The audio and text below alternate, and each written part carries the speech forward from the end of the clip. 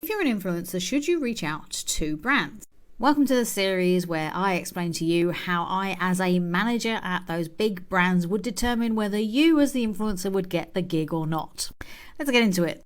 So, reaching out to big brands is known as outreach. Funny, huh? And I guess the frustrating answer here is, well, it depends. And it depends because it depends on the size of the brand you're reaching out to. So let's say you're reaching out to a smaller, maybe a local run or a family business. Most of those businesses are open to people reaching out to them, and I would definitely recommend that you do.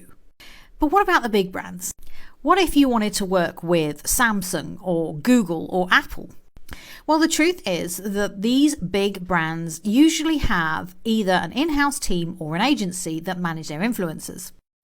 And I have sat in some of these organizations where, let's just say, you are bombarded with people reaching out to you wanting to work with you.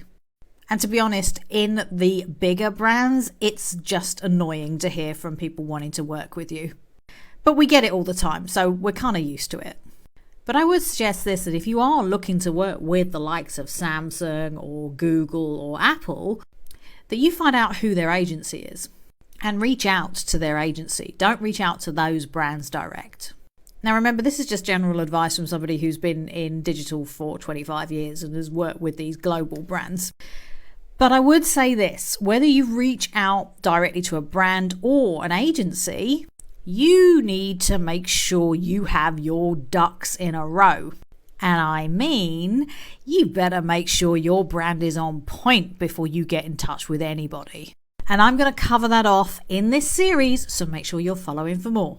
Now, to kickstart the process to make sure that your own brand is on point, I have created a completely free workbook that is linked in my profile that you can download, and you can get working to make sure that your profile is brand ready. And also, don't forget, if you've got any questions at all, please pop them in the comments. I'm happy to answer them.